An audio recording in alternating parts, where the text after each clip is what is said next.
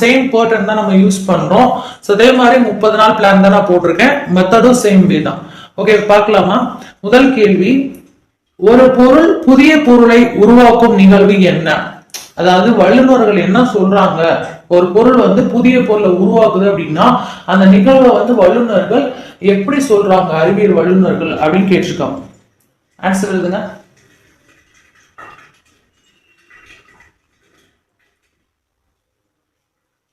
டக்கு டக்குன்னு எழுதணும், இல்ல ஷார்ட் ஃபார்ம்ல நீங்க எழுதிக்கோங்க கொஸ்டின்.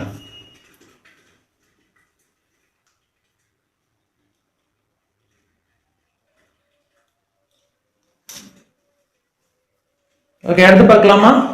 ஓகே, பொருட்களின் வடிவம், அளவு மற்றும் பருமனில் ஏற்படும் மாற்றம் எவ்வாறு அழைக்கப்படுகிறது? வல்லுநர்கள் எவ்வாறு அழைத்தனர் அப்படின்னு கேட்பாங்க. இவங்க எப்படி கேட்பாங்கன்னா, டைரக்டா கொஸ்டின்ஸ் நம்மளுக்கு கேட்காம அப்ளிகபிளா இன்டைரக்டா கேட்கிற மாதிரி தான் கேட்டாங்க பேப்பர் ஒன்ல. சரியா?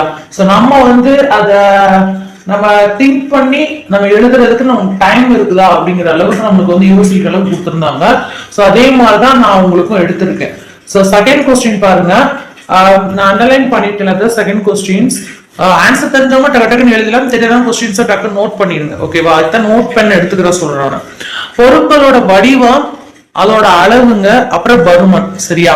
இதுல ஏற்படக்கூடிய மாற்றத்தை நம்ம அறிவியல் வல்லுநர்கள் எப்படி அழைக்கலாம் அப்படின்னு சொல்லாங்க. எவ்வாறு அழைக்கப்பட்டது, எவ்வாறு அழைக்கின்றனர் அப்படின்னு கேட்பாங்க. ஆன்சர் எழுதியாச்சா?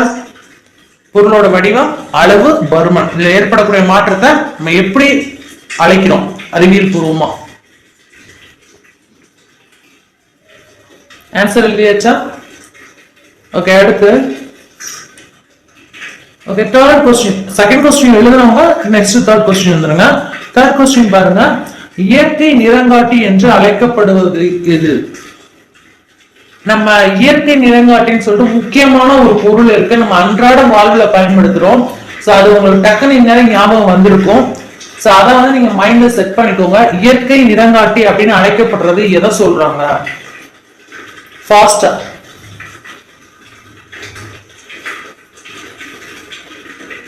எழுதிட்டீங்களா? நீங்க படிச்சிருந்தீங்க அப்படின்னா நம்ம ஷெட்யூல்ல பார்க்காதவங்க பிளேலிஸ்ட்ல நிறைய பேர் ஷெட்யூல் எங்க பாக்குறது கேக்குறீங்க. பிளேலிஸ்ட்ல பாத்துருங்க. டேட் பேப்பர் 2 லைவ் டெஸ்ட் அப்படின்னு இருக்கும். சோ அதுல ஃபர்ஸ்ட் வீடியோவே உங்களுக்கு ஷெட்யூல் தான் இருக்கும். இல்லையா, டிஸ்கிரிப்ஷன்லயே கீழே கொடுத்துருப்போம் லிங்க். அந்த டெஸ்ட் ஷெட்யூல நீங்க பாத்துருங்க. நான் டிஸ்கிரிப்ஷன்லயே கொடுத்துறேன். ஓகேவா? அப்படியே உங்களுக்கு கண்டுபிடிக்க முடியலையா, டெலிகிராம்ல ஜாயின் பண்ணிருப்பீங்கல்ல, அதுல வந்து இருக்கும். டெஸ்ட் ஷெட்யூல்னே போட்டிருப்போம் உங்களுக்கு. ஓகேவா? பயப்பட வேணாம். 24 hours உங்களுக்கு இந்த அவைலபிளா தான் இருக்கும். எத்தனை தடவை நீங்க இந்த டெஸ்ட் அடிச்சு பார்க்கலாம். ஓகே, எழுதியாச்சா? ஃபோர்த் கொஸ்டின் போவோம். இயற்கை நிறங்காட்டி முடிச்சாச்சு. அடுத்து பாருங்க, ஆன்சர் இதுலயே பாத்துருவோம் ஃப்ரெண்ட்ஸ். ஓகேயா? And wish you all the best. எல்லாருமே ஜெயிக்கிறதுக்கு. பருப்பொருள் எத்தனை நிலைகளில் காணப்படுகிறது? இது ரொம்ப ஈஸியா, அதாவது எல்லா கொஸ்டினும் கஷ்டமா கொடுக்க மாட்டாங்க. நம்ம எழுதும் போது உங்களுக்கு தெரிஞ்சிருக்கும். ஒரு கொஸ்டின் மட்டும் 2 கொஸ்டின் மட்டும் ஒவ்வொரு சப்ஜெக்ட்லயும் 2 இல்லைன்னா 1 அந்த கொஸ்டின் வந்து ரொம்ப ஈஸியா வெளிப்படையா கேட்டிருப்பாங்க. பருப்பொருள் எத்தனை நிலைகளில் காணப்படுகிறது? வெளியே ஆன்சர். ஓகே, ஃபிஃப்த் ஒன் பாருங்க. ஃபிஃப்த் ஒன் இந்த இருக்கு பாருங்க. உணவுப் பொருட்களில் தேவையற்ற பொருட்கள் அல்லது தீங்கு விளைவிக்கும் பொருட்கள் கலப்பதை நம்ம எப்படி சொல்றோம்? இது சாதாரண அன்றாட வாழ்க்கையில தேவையில்லாத பொருள் வந்து நம்ம உணவுல கலந்துச்சுன்னா அதை நம்ம எப்படி சொல்றோம்? அதுக்கு ஒரு பேர் வச்சிருக்கோம். காமனா எல்லாரும் யூஸ் பண்ணக்கூடிய ஒரு பேர். ஏன்னா இந்த 6ஆம் வகுப்புல என்ன கொடுத்துருக்காங்கன்னா, அன்றாட வாழ்வில் நடக்கக்கூடிய இந்த வேதியியல் மாற்றங்கள் அந்த மாதிரி தலைப்புகள்ல தான் அவங்க வந்து நம்ம சுற்றி உள்ளது அந்த மாதிரி இது. அதெல்லாம் நான் சொல்றேன், நம்மளை சுத்தி நடக்கக்கூடிய நிகழ்வுகளை தான் இப்ப சிலபஸாவே கொடுக்குறாங்க எல்லா இதுலயுமே. சயின்ஸ் பொறுத்தளவு நான் சொல்றேன். எழுதிட்டீங்களா? எப்படி சொல்லுவோம் எழுதிட்டீங்களா? தெரியலன்னா டக்குன்னு கொஸ்டின் நீங்க நோட் பண்ணிக்கோங்க. நெக்ஸ்ட் நம்ம கொஸ்டின் வித் ஆன்சர் பார்த்துடலாம். ஓகேயா? ஓகே, அடுத்து நீங்க கடைசி வரைக்கும் யாரு வந்து விடாம பாக்குறீங்களோ அவங்க தாங்க ஜெயிக்க முடியும். நீங்க 10 கொஸ்டின் படிச்சோன்னே போதும்னு நினைச்சீங்கன்னா அது வந்து வேஸ்ட். சிலபஸ் வைஸா நாங்க சொன்னபடி ஷெட்யூல் நீங்க ஃபாலோ பண்ணீங்கன்னா 30 நாள்ல நீங்க 15 நாளே படிச்சு முடிச்சிடுவீங்க. மீதி 15 நாள் ரிவிஷன் டெஸ்ட்ல ஓடிட்டு இருக்கும். ஓகேவா? 6th கொஸ்டின் பாருங்க. ஒரு கலவையில் கனமான பொருட்கள் இருப்பின் அவற்றை சிறிது நேரம் அசையாமல் வைக்கும் பொழுது எடை அதிகமான பொருட்கள் தங்கி, அதாவது வண்டலாகி அதுல மேல தங்கி என்ன மேல் எடுக்கல இருந்து தெளிந்த நீர்மும் கிடைக்கும். அதுக்கு என்ன பேர் அப்படின்னு சொல்லிக்கோங்க. ஒரு கலவையில, அதாவது ஒரு பாத்திரத்திலயோ ஒரு இதுலயோ நீங்க என்ன பண்றீங்கன்னா, ஒரு கனமான பொருட்கள் இருக்கு அப்படின்னா அதை அசையாம நீங்க வச்சிருக்கீங்க. அது மேல உள்ள அதிகமான பொருட்கள் என்ன பண்ணுவோம், வண்டலாகி மேல அடுக்குல தெளிந்த நீர்மம் உங்களுக்கு கிடைக்குது. அப்ப அந்த கலவையில தெளிந்த நீர்மம் கிடைக்குதுன்னா அந்த தெளிந்த நீர்மம் கிடைக்கிறதுக்குரிய ஒரு முறை தான் நம்ம ஃபாலோ பண்ணியிருக்கோம். அப்ப என்ன முறை அப்படின்னு அழைக்கிறோம் அப்படின்னு கேட்கிறோம். வேற ஒண்ணும் இல்லை.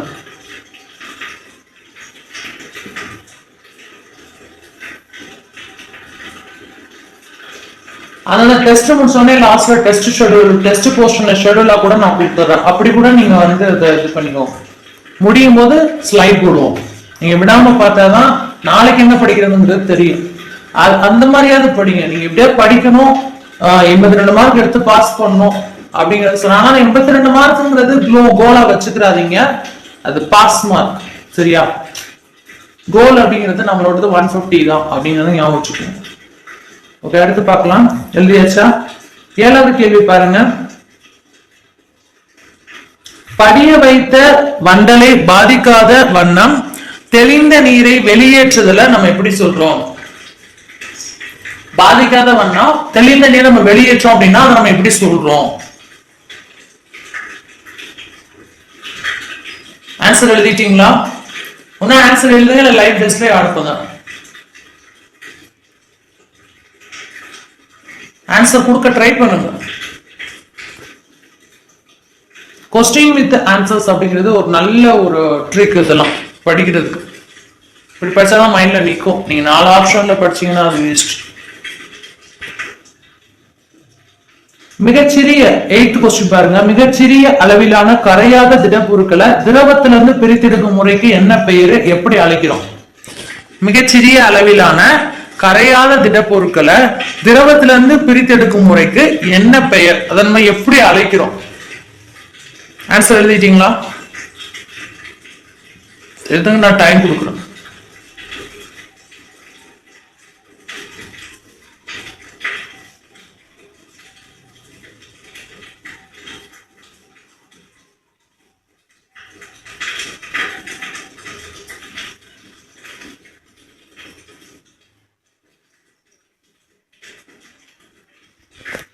அடுத்து பார்க்கலாமா?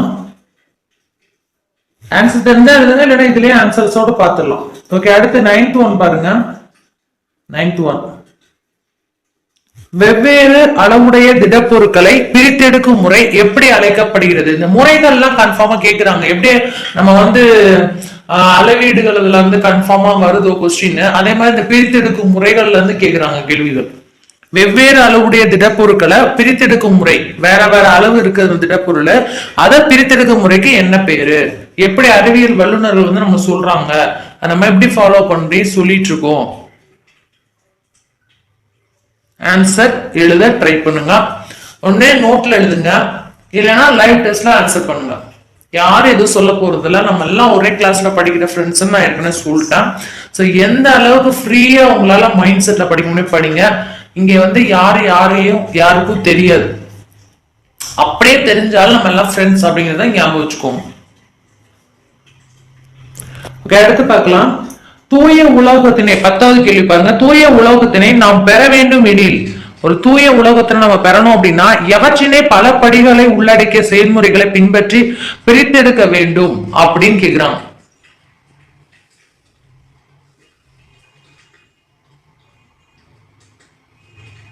இது ஒரு live test and timing set ஆகாதவங்க கவலைப்பட தேவையில்லை. உங்களுக்கு எப்போ ஃப்ரீ டைம் கிடைக்குதோ அப்போ இந்த டெஸ்ட் அட்டன் பண்ணலாம். பட் டெஸ்ட் ஷெட்யூல நீங்க மிஸ் பண்ணிடக்கூடாது.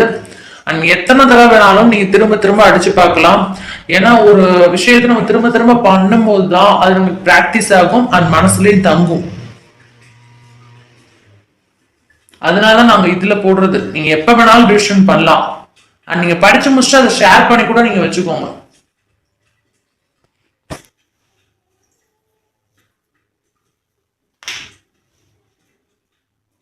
ஓகே, அடுத்து பார்க்கலாமா? ஆன்சர் நம்ம வந்து ட்ரை பண்ணணும். நேத்து வச்சு டெஸ்ட் சொல்லியிருந்தாங்க 30க்கு 27 எடுத்திருக்காங்க. Okay, very good. அதுல அந்த மாதிரியே நீங்க எஃபர்ட் போடுங்க. உங்களால ஃபுல்லாமே படிக்க முடியாது. நான் என்ன சொல்றேன்னா, நீங்க படிங்கன்னு நான் சொல்லல, ரீட் பண்ணி விட்டு எக்ஸாம் எழுதுவாங்கன்னு சொல்றேன். ஜஸ்ட் வாட்ச் விடுங்க, ஜஸ்ட் ரீட் போதுமானது. ஓகே, 11வது கேள்வி பாருங்க. தனிமங்களின் வேதியியல் அடிப்படையிலான சேர்க்கையில் உருவானது எது? தனிமங்கள் வேதியியல் அடிப்படையில் சேர்க்கையில உருவானது எது? 11வது கேள்வி. ஆன்சர் தெரிஞ்சவங்க அனுப்பலாம். நோட்ல எழுதிக்கோங்க. கன்ஃபார்மா நான் நோட் போட சொன்னேன், நோட் எழுதிக்கோங்க. தெரியலையா, கொஸ்டின் எழுதிக்கோங்க ஷார்ட்டா. இதுலயே கொஸ்டின் வித் ஆன்சரை பார்த்துடலாம். பட் லாஸ்ட் வரைக்கும் இங்க பார்க்கணும். அப்பதான் நாளைக்கு என்ன டெஸ்ட்னு தெரியும். தனிமங்களின் வேதியியல் அடிப்படையிலான சேர்க்கையில் உருவானது எது? எழுதிட்டீங்களா? 11வது கேள்வி. 12வது கேள்வி அப்படியே பாருங்க. மிகவும் குறைந்த இடைவெளியுடன் எதில் துகள்கள் நெருக்கமாக பொதிந்துள்ளன? ரொம்ப கம்மியான இடைவெளியுடன் எதில துகள்கள் நெருக்கமாக பொதிந்துள்ளன அப்படின்னு கேக்குறாங்க.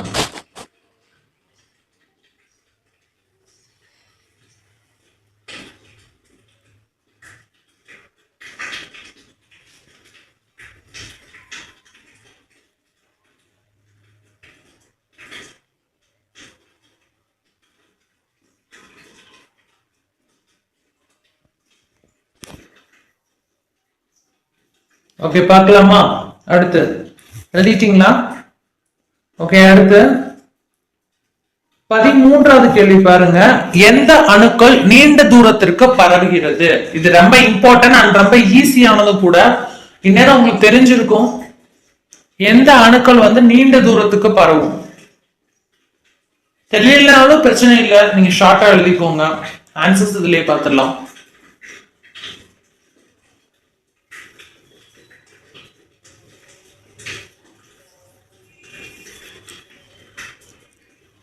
ஓகே, அடுத்து பார்க்கலாமா?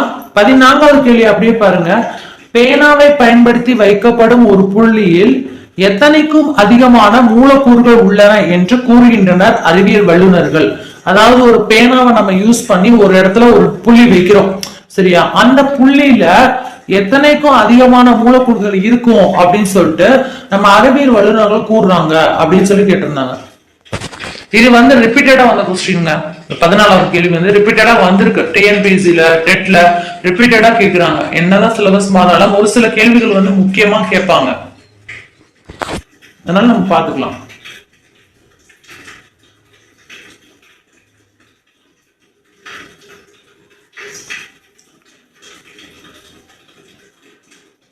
விரைவில் உங்களுக்கு மெட்டீரியல்ஸ் அண்ட் ஷார்ட்ஸ் எல்லாமே வந்து போட்டுருக்கு, ரெடியா இருக்கும். ஸோ அதை நீங்களும் ரெடி ஆயிக்கோங்க. ஓகேவா?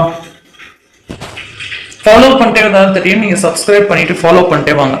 15வது கேள்வி பாருங்க. பருப்பொருள் பற்றிய கருத்துக்களை கூறிய கனடால கானடா என்பவர் எந்த நாட்டை சார்ந்தவர்? அதாவது பருப்பொருள் பற்றிய கருத்தை வந்து ஒருத்தர் சொல்லியிருக்காரு, கானடா அப்படிங்கிறவரு. அவர் எந்த நாட்டை சேர்ந்தவர் அப்படின்னு கேக்குறேன்.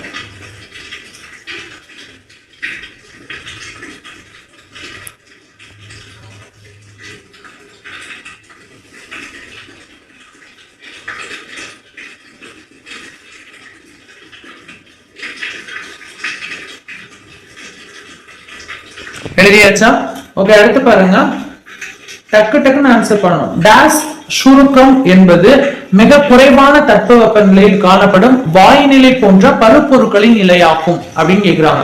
அதாவது எந்த சுருக்கம் வந்து மிக குறைவான தட்பவெப்ப நிலையில காணப்படும் வாயுநிலை போன்ற பருப்பொருட்களின் நிலை அப்படின்னு கேக்குறாங்க.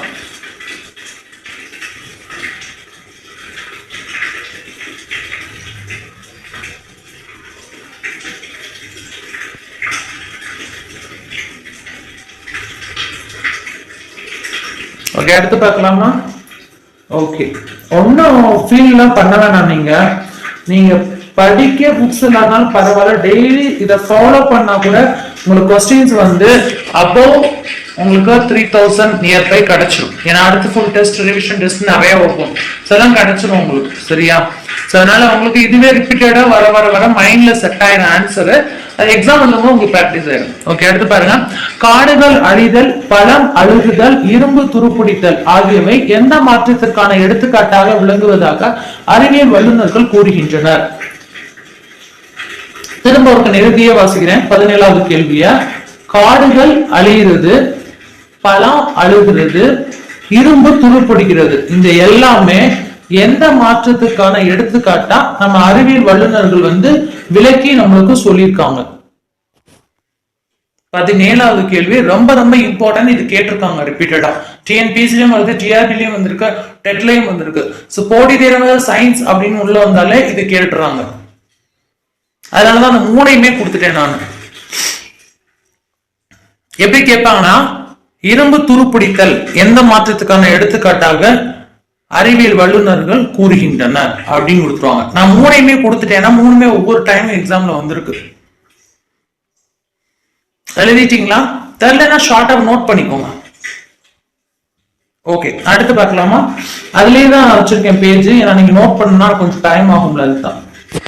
ஓகே பாருங்க. 18வது கேள்வி. காய் கனியாகிறது, பருவநிலை மாற்றம், தாவரங்கள் வளருதல், உணவு சமைத்தல், பால் தயிராகுதல், இது எல்லாமே ஆகியவை எத்தகைய மாற்றங்களுக்கு எடுத்துக்காட்டாக அறிவியல் வல்லுநர்கள் கூறுகின்றனர் அப்படின்னு கேக்குறாங்க. 17வது கேள்விக்கும் 18வது கேள்விக்கும் ஒற்றுமை இருக்கு. என்ன அப்படின்னா, ரெண்டுலயுமே மாற்றங்களை கொடுத்து அது எந்த மாற்றங்களோட ஒத்து போகுது அப்படின்னு அறிவியல் வல்லுநர்கள் சொல்லியிருக்காங்க அப்படின்னு சொல்றாங்க. சோ ஃபர்ஸ்ட் என்ன சொன்னாங்க? காடு அழிகிறது, பழம் அழுகிறது, இரும்பு துருப்பிடிக்கிறது, இது எந்த மாற்றத்திற்கு எடுத்துக்காட்டு? அடுத்து என்ன சொல்லியிருக்காங்க? காய் கனியாறது, பருவநிலை மாற்றம், தாவரம் வளர்றது, உணவு சமைக்கிறது, பால் தயிராகிறது, இதெல்லாம் எந்த வகையான மாற்றத்துக்கு எடுத்துக்காட்டு? தெரிஞ்சவங்க ஆன்சர் பண்ணலாம், தெரியாதவங்க நோட் பண்ணிக்கோங்க. ஓகே, அடுத்து பார்க்கலாமா?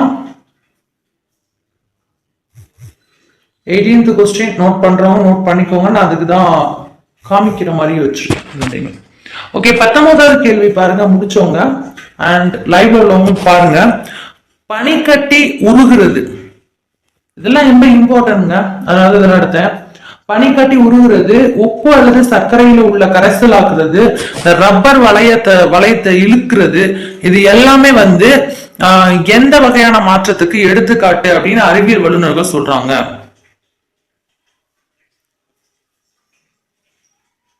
முக்கியமானது கூட, நீங்க நோட் பண்ணி வச்சுக்கிறது பெட்டர்.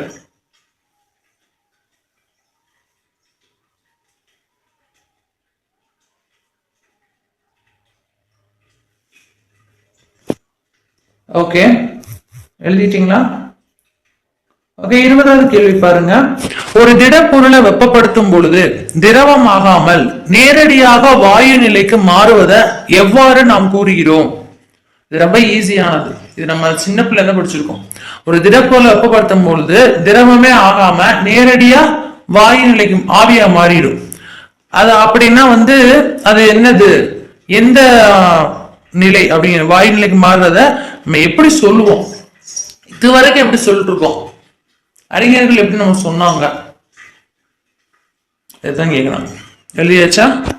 ரொம்ப ஈஸியானது, எல்லாருமே எழுதிடுவீங்கன்னு தெரியும். அண்ட் இதுலயே ஆன்சரை பார்த்துறதுனால நீங்க எங்கேயும் போவேனா, ஃபுல்லா நீங்க பாத்துருங்க. படிக்கிறதுக்கு நீங்க செலவழிக்க நேரத்தை பெருசா நினைக்காதீங்க. சில மாற்றங்கள் நிகழும் பொழுது மாற்றம் அடைந்த பொருட்கள் மீண்டும் தங்களின் பழைய நிலைக்கு திரும்ப முடியாத மாற்றம் எவ்வாறு அழைக்கப்படுது, அல்லது அறிவியல் அறிஞர்கள் அறிவியல் வல்லுநர்கள் எவ்வாறு அழைக்கின்றனர்? அதாவது சில மாற்றங்கள் நிகழும் போது அந்த மாற்றம் அடைந்த பொருள் மீண்டும் தன்னோட பழைய நிலைக்கு வரல, அப்படி திரும்ப முடியாத அந்த மாற்றத்தை நம்ம எப்படி சொல்றோம்? அறிவியல் அறிஞர்கள் எப்படி அழைக்கிறோம், அறிவியல் வல்லுநர்கள் எப்படி அழைக்கிறோம்? சரியா? அதான்.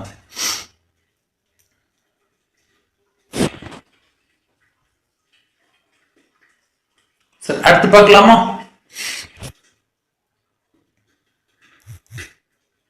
ஓகே, அடுத்து தொட்டாச்சு நீங்கி இருக்குல்ல, அந்த தாவரத்தை தொடுதலுக்கு துளங்குதல், அப்புறம் ரப்பர் வளையம் இழுத்தல், பனிக்கட்டி உருவாகுதல் எந்த வகையான மாற்றத்திற்கு எடுத்துக்காட்டு அப்படின்னு அறிவியல் வல்லுநர்கள் சொல்றாங்க?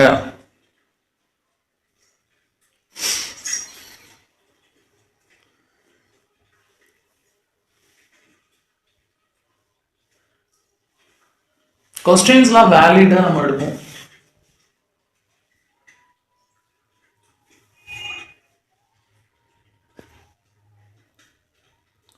ஓகே, அடுத்து பார்க்கலாமா? ஓகே, பாருங்க. நகம் மற்றும் முடி வளர்த்தல், பருவநிலை மாற்றம், விதை முளைத்தல் ஆகியவை. நகம், முடி வளர்றது, பருவநிலை மாற்றம், விதை முளைக்கிறது, இது எல்லாமே எந்த வகையான மாற்றத்திற்கு எடுத்துக்காட்டு?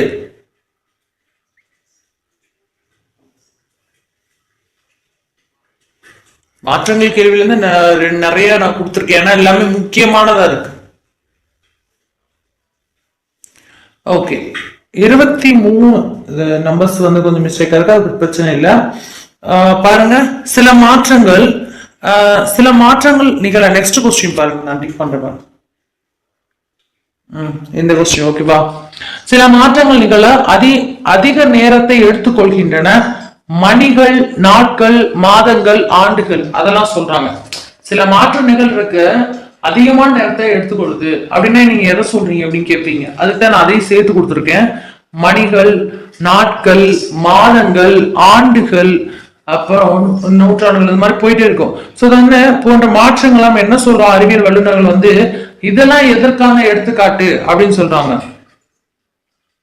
இல்லைன்னா இந்த எடுத்துக்காட்ட என்னன்னு அவங்க சொல்றாங்க, அழைக்கிறாங்க. மெதுவா ரொம்ப நேரம் எடுத்துக்கிறோம், அந்த மாதிரி நீண்ட நேரம் எடுத்துக்கூடிய அந்த மாற்றங்களை அறிவியல் வல்லுநர்கள் என்ன சொல்றாங்க?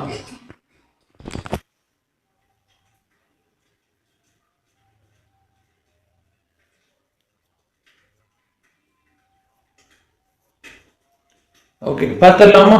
நெக்ஸ்ட் வேகமா எழுதுங்க ஆன்சரை, ரொம்ப நேரம் ஆக வேணாம். எது கார்பாலிக் அமிலம் எனப்படும்? கரிம அமிலம் ஆகும் அப்படின்னு கேட்டிருக்காங்க. ரொம்ப ஈஸியானது. எது கார்பாலிக் அமிலம் எனப்படும்? கரிம அமிலம் ஆகும்.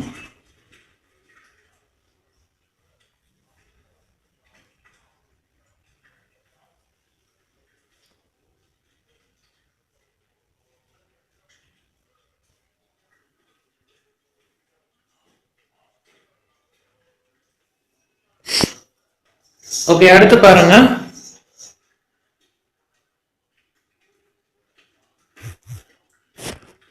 மருத்துவத்துறையில் மனிதனின் மன அழுத்தத்தை குறைக்கும் அமைதிப்படுத்திகளாக எவை பயன்படுகிறது என வல்லுநர்கள் கூறுகின்றனர்?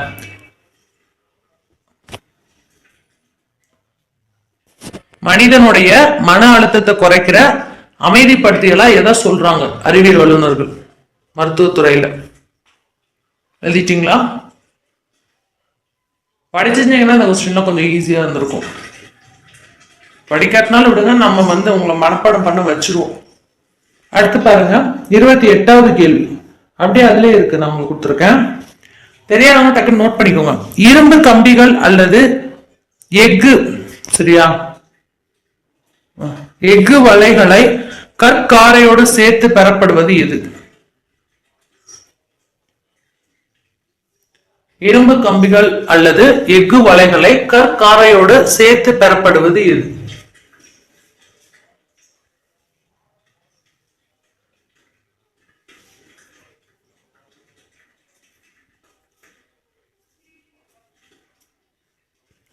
அடுத்து பார்க்கலாமா? அவ்வளவுதான், ஆன்சர் பார்த்துடலாம் வேகமா.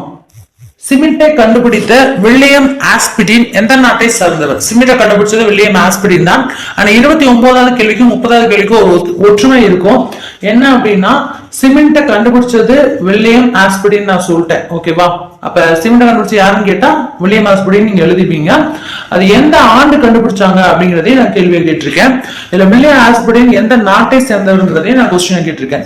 சோ அந்த சிமெண்ட் யார் கண்டுபிடிச்சா, எந்த நாட்டுல இவர் பிறந்தார், கண்டுபிடிச்சவர், எந்த வருடம் சிமெண்ட் கண்டுபிடிக்கப்படுது, இது எல்லாமே நம்ம இதுல கவர் ஆகுது. 2 கொஸ்டினுமே ஆன்சர் இல்லைங்க. ஓகே, இப்ப நம்ம ஆன்சர்ஸ் பார்த்துடலாமா? ஓகே ஃப்ரெண்ட்ஸ், பொருள் புதிய பொருளை உருவாக்கும் நிகழ்வை நம்ம என்ன சொல்றோம்னா வேதியியல் மாற்றம் அப்படின்னு சொல்லுவோம். ஏன்னா ஒரு பொருள் வந்து என்ன பண்ணுது, இன்னொரு பொருளை வந்து உருவாக்குது. அந்த நிகழ்வுக்கு வல்லுநர்கள் என்ன பேர் வச்சிருக்காங்கன்னா வேதியியல் மாற்றம் அப்படின்னு பேர் வச்சிருக்காங்க. சரியா, இது எழுதிருக்கீங்களான்னு செக் பண்ணிக்கோங்க. ஓகேவா.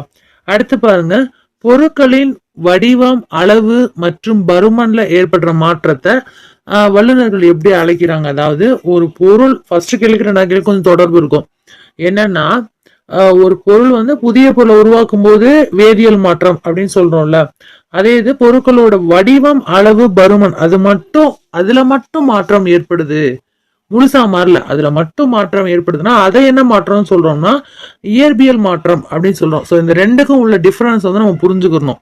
சரியா, வேதியியல் மாற்றம்னா என்ன, ஒரு பொருள் புதிய பொருளை உருவாக்கும் நிகழ்வு வேதியியல் மாற்றம்.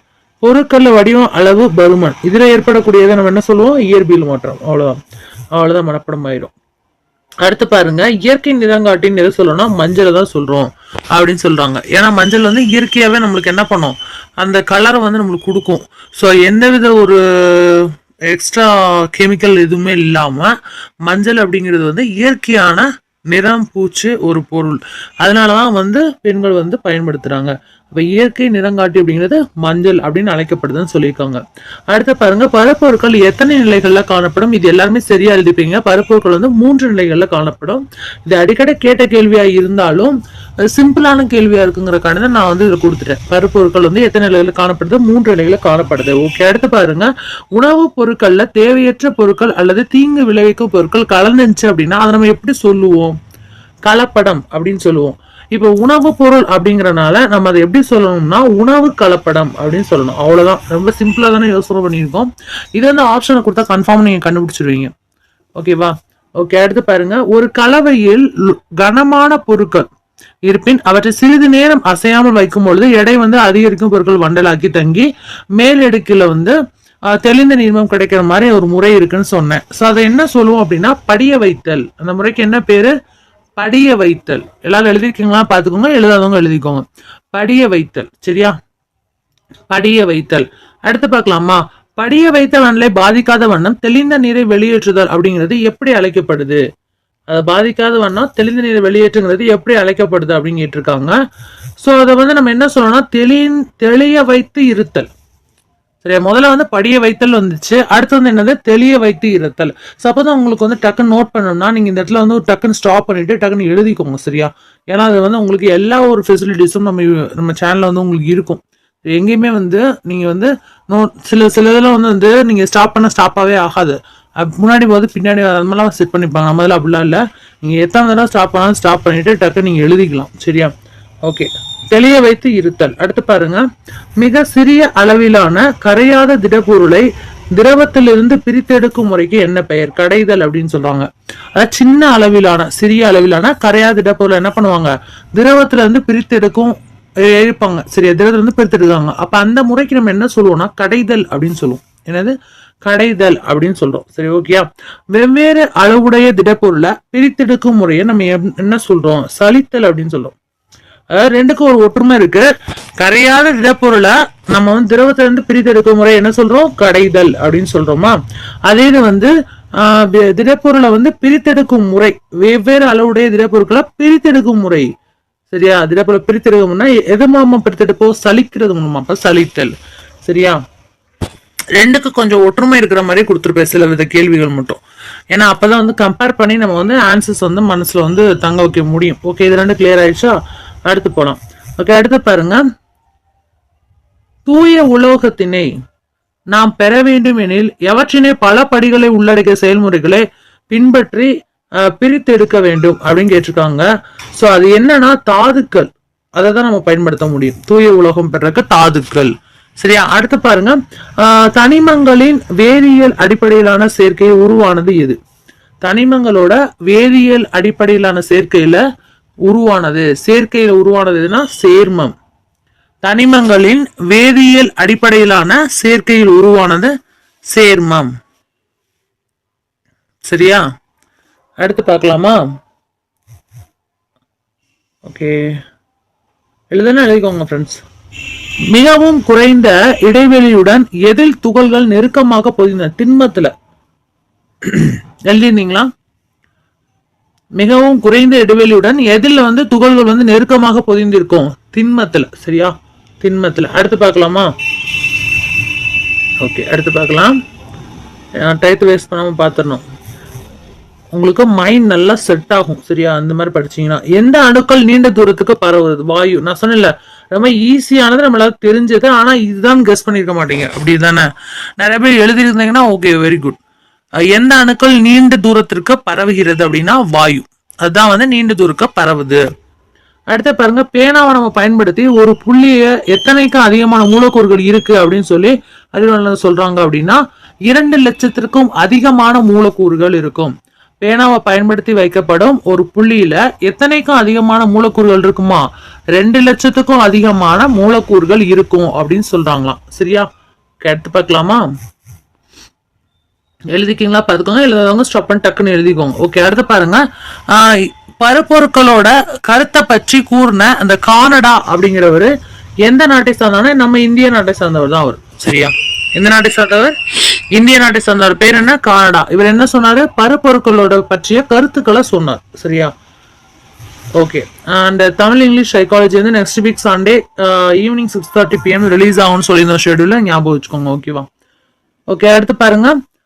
டேஸ் சுருக்கம் என்பது மிக குறைவான தட்பவெப்ப நிலையில் காணப்படும் வாயு நிலை போன்ற பொருட்களின் நிலையாகும் அப்படின்னு சொல்லி போஸ் ஐன்ஸ்டீனோட சுருக்கம் அப்படிங்கிறது தான் மிக குறைவான தட்பவெப்ப நிலையில் காணப்படும் வாயு நிலை போன்ற பொருட்களோட நிலை அப்படின்னு சொல்லி சொல்லியிருக்காரு போஸ் ஐன்ஸ்டீன். யாரு? போஸ் ஐன்ஸ்டீன். எழுதிக்கோங்க, போஸ் ஐன்ஸ்டீனோட சுருக்கம். சரியா? அடுத்து பாருங்க, காடுகள் அழிதல். முக்கியமான கொஸ்டின் சொன்னா இந்த மாற்றங்கள்ல பத்தி வந்து நம்ம வந்து கண்டிப்பா கேட்கிறாங்க. சோ நம்ம பாத்துடலாமா? பாருங்களேன், காடுகள் அழிகிறது, பழம் அழுகிறது, இதெல்லாமே வந்து அழிஞ்சு போறது, அழுகிறது, இது எல்லாமே வேஸ்ட் ஆனது. சரியா? இரும்பு துருப்பிடிக்கிறது எல்லா மாற்றத்துக்கு எடுத்துக்காட்டா வல்லுநர்கள் இதெல்லாம் என்ன மாற்றம் சொல்லணும்னா விரும்பத்தகாத மாற்றம். இது யாருமே விரும்ப மாட்டாங்க. இது எல்லாமே விரும்பத்தகாத மாற்றம், ஏற்றுக்கொள்ள மாட்டோம். காடு அழிகிறது, பழம் அழுகிறது, இரும்பு துருப்பிடி, இதெல்லாம் வந்து நம்ம வந்து ஏற்றுக்கொள்ள மாட்டோம். இது எல்லாருமே வந்து என்னது? விரும்பத்தகாத மாற்றங்கள் அப்படின்னு சொல்லி அறிவியல் வல்லுநர்கள் சொல்றாங்க. ஓகேவா? அடுத்து பாருங்க, காய் கனியாறது, பருவநிலை மாற்றம், தாவரங்கள் வளர்றது, உணவு சமைக்கிறது, பால் தயாராகிறது, இதெல்லாம் எந்த வகையான மாற்றத்துல சேருது அப்படின்னு சொல்லி சொல்றாங்கன்னா விரும்பத்தக்க மாற்றம். ஏன்னா இதெல்லாமே நம்மளுக்கு பிடிக்கும். காய் கனியாறது, பருவநிலை மாற்றம், தாவரங்கள் வளர்றது, உணவு சமைக்கிறது, பால் தயாராது, இது எல்லாமே என்னது? விரும்பத்தக்க மாற்றம். சரியா? விரும்பத்தக்க மாற்றம். அடுத்து பாருங்க, பனிக்கட்டி உருகுறது, உப்பு அல்லது சர்க்கரையில் உள்ள கரைசலாக்குவது, ரப்பர் வளையத்தினை வந்து இழுக்கிறது. சரியா? இது எல்லாமே வந்து எந்த வகையான மாற்றம்னா இயற்பியல் மாற்றம்ங்க. பனிக்கட்டி உருகுறது, உப்பு இல்ல சர்க்கரை வந்து அது கரையிறது, ரப்பர் வளையத்தை வந்து இழுக்கிறது, எல்லாமே என்ன மாற்றம்னா இயற்பியல் மாற்றம். இது எல்லாமே என்னது? இயற்பியல் மாற்றம். நான் ஏற்கனவே சொன்னேன், இயற்பியல் மாற்றம் அப்படிங்கிறது ஒரு பொருளோட பருமன், எடை, அளவு, அந்த வந்து மாற்றங்கள் ஏற்பட்டா அது வந்து இயற்பியல் மாற்றம் சொன்னோமா ஃபர்ஸ்டே. ஸோ அதெல்லாம் வந்து உங்களுக்கு ஞாபகம் வரணும். சரியா? அந்த மாதிரி கொடுக்கும்போது. சரி, ஓகே. அடுத்து பாருங்க, ஒரு திடப்பொருளை வெப்பப்படுத்தும் போது அது திரவம் ஆகாமல் நேரடியாக என்ன பண்ணிடுது? வாயு நிலைக்கு போயிடுது. அப்ப அது என்ன சொல்லுவோம்? பதங்கமாதல். இது ரொம்ப வந்து ஈஸியானது கூட, ரொம்ப இம்பார்ட்டன்டும் கூட, பதங்கமாதல். ஓகேவா? அடுத்து பாருங்க, சில மாற்றங்கள் நிகழும் பொழுது மாற்றம் அடைந்த பொருட்கள் மீண்டும் தங்களின் பழைய நிலைக்கு திரும்ப முடியாத மாற்றம் எப்படி அழைக்கப்படுகிறது அல்லது அறிவியல் வல்லுநர்கள் எப்படி அழைக்கின்றன? சில மாற்றங்கள் நிகழும் போது என்னது? மாற்றம் அடைந்த பொருட்கள் மீண்டும் தங்களின் பழைய நிலைக்கு திரும்ப முடியாத போனா அது வந்து எந்த மாற்றத்தோட சேருது அப்படின்னா மீளா மாற்றம். எந்த மாற்றத்தோட சேருது? மீளா மாற்றம். எந்த மாற்றத்தோட சேருது? மீளா மாற்றம். ஓகேயா? என்ன சொல்லுவோம்? அது மீளா மாற்றம். ஓகே. பழைய நிலைக்கு திரும்ப முடியல அப்படின்னா அது என்னால மீண்டும் பழைய நிலைக்கு வர முடியலப்பா அப்படின்னு சொல்லுவோம். அதை கூட நீங்க யூஸ் பண்ணிக்கோங்க, மைண்ட்ல செட் பண்ணிக்கோங்க. என்னால பழைய நிலைக்கு மீண்டும் வர முடியலப்பா அப்படின்னு சொல்லுவாங்க. ஸோ அதை வந்து மீளா மாற்றம். அந்த மாதிரி தான் நம்ம வாழ்க்கையில இருந்து எடுத்ததுதாங்க சயின்ஸ். சயின்ஸ்ல இருந்து வாழ்க்கையில் நம்ம வாழ்க்கையில இருந்து எடுத்ததுதான் சயின்ஸ். அதுக்கு முன்னாடியே நம்மளுக்கு வந்து வாழ்க்கைன்னா என்னங்கிறது தெரிஞ்சிருக்கு நம்ம மக்களுக்கு. அதுக்கப்புறம் தான் அதுல இருந்து என்ன சொன்னாங்க, ஒவ்வொன்றுக்கும் ஒவ்வொரு ஆளும் ஒவ்வொரு பேர் வச்சு அது சயின்ஸா வந்து கொண்டு வந்தாங்க. அவ்வளவுதான். அதுக்கு பாருங்களேன், தொட்டாச்சி நீங்க இருக்குல்ல, அது தாவரம் தொடும் போது அந்த துளங்கள் வந்து தொடுது, ரப்பல் வளையம் வந்து நீண்டு இருக்கிறது, பனிக்கட்டி உருகுறது, இது எல்லாமே மீள் மாற்றம். என்ன மாற்றம்? மீள் மாற்றம். இப்போ தொட்டச்சினி தொடுறோம், அது வந்து அப்படி இது பண்ணும், திரும்ப அதோட பழைய நிலைக்கு வந்துடும். அப்ப அது என்னது, மீண்டு வருது. சரியா? அப்ப மீள் மாற்றம். புரியுதா? மீள் மாற்றம். ஓகே, அடுத்து பாருங்க, நகம் அப்புறம் முடி வளர்றது, பருவநிலை மாற்றம், விதை முளைக்கிறது, இது எல்லாமே எந்த வகையான மாற்றம் அப்படின்னு கேட்டிருக்காங்க. நகமும் முடி வளர்றது இது எல்லாமே மெதுவான மாற்றம். நல்லா பாருங்க, நகம் மெதுவாக தான் வளரும், முடி வந்து மெதுவாக தான் வளரும். முக்கியமா நீங்க முடியை ஞாபகம் விட்டாலே தெரிஞ்சிடும், எல்லாமே மெதுவா வளரும். ஏன்னா இவ்வளவு என்ன தெரியும், முடியே வளர மாட்டேதுன்னு சொல்லுவோம். அதெல்லாமே மெதுவான மாற்றங்கள். பருவநிலை மாற்றம், விதை முளைக்கிறது, விதை போடுவோம், கார்டனிங் வைக்கலாம் அப்படின்னு சொல்லிட்டு விதை போடுவோம். கொஞ்சம் செடியா அது கொஞ்சோண்டு அப்படியே தலையை காட்டுதா அப்படின்னா அதுக்கு வர்றதுக்கே ரொம்ப நாள் ஆகும். மெதுவான மாற்றங்கள் அதெல்லாம். சரியா? அடுத்து பாருங்க, சில மாற்றங்கள் நிகழ அதிக நேரத்தை எடுத்துக்கொள்ளும். இது அதை விட அதிகமா எடுத்துக்கொள்ளும். மணிகள், நாட்கள், மாதங்கள், ஆண்டுகள் சொன்னோம்ல. இந்த மாற்றத்தை வந்து வல்லுநர்கள் வந்து எப்படி சொல்றாங்கன்னா மெதுவான மாற்றங்கள். அதுவும் மெதுவான மாற்றங்கள் தான், இதுவும் மெதுவான மாற்றங்கள் தான் சேரும். ஏன்னா இது எல்லாமே வருடங்கள், ஆண்டுகள், வாரங்கள், மாதங்கள் அந்த மாதிரி போனா மெதுவான மாற்றங்களா தான் போகும். ஓகேவா? அடுத்து பாருங்க, எது கார்பாலிக் அமிலம் எனப்படும் கரிம அமிலம் ஆகும்? பீனால் தாங்க. பீனால் தான் வந்து கார்பாலிக் அமிலம் எனப்படும் கரிம அமிலம் தான். அது பீனால் அப்படிங்கிறது கார்பாலிக் அமிலம் எனப்படும் கரிம அமிலம் ஆகும். ஓகேவா? அடுத்து பாருங்க, மருத்துவத்துறையில மனிதனோட மன அழுத்தத்தை குறைக்க அமைதிப்படுத்திகளாக எதை வந்து பயன்படுத்துறாங்க வல்லுநர்கள் அப்படின்னு கேட்டிருக்காங்க. சோ எதை பயன்படுத்துறாங்கன்னா எப்சம பயன்படுத்துவாங்க. மருத்துவமனையில என்ன பண்ணுவாங்கன்னா மனிதர்களோட மன அழுத்தத்தை குறைக்கிறதுக்கு, அவங்களை அமைதிப்படுத்துறதுக்கு எதை பயன்படுத்துவாங்கன்னா எப்சம் அப்படிங்கிறத பயன்படுத்துவாங்க. எதை பயன்படுத்துவாங்க? எப்சம். எழுதுனா எழுதிக்கோங்க, எப்சம். அடுத்து பாருங்க, பாத்துறீங்களா? அடுத்து பாருங்க, இது எழுதுனா எழுதிக்கோங்க. அடுத்து பாருங்க, இரும்பு கம்பிகள் அல்லது எஃகு, நான் சொன்ன எஃகு வலைகளை வந்து நம்ம என்ன பண்ணோம்னா கற்காரையோடு சேர்த்து பெறப்படுவது என்ன? வலுவூட்டப்பட்ட காரை தான். என்ன பெறணும்னா வலுவூட்டப்பட்ட காரை. வலுவூட்டப்பட்ட காரை இது எழுதிக்கிங்களா பாத்துக்கோங்க, வலுவூட்டப்பட்ட காரை. ஓகே, அடுத்து பாருங்க,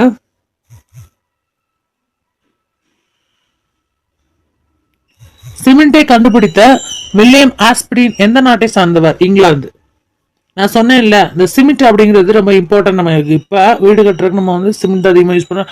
ஒரு சின்னதா பூசணும்னால சிமெண்ட் தான் யூஸ் பண்ணுவோம், மற்ற எதையுமே நம்ப மாட்டோம். ஸோ இந்த சிமெண்ட் அப்படிங்கிறது யார் கண்டுபிடிச்சா அப்படின்னா வில்லியம் ஆஸ்பிரின் அப்படிங்கிற. அதுக்கு முன்னாடி நம்ம நிறைய கண்டுபிடிச்சிருக்கோம், பட் எல்லாத்துக்குமே இப்ப சிமெண்ட் மேல நம்பிக்கை போயிடுச்சு, அவ்வளவுதாங்க வித்தியாசம். சிமெண்ட்டை கண்டுபிடிச்ச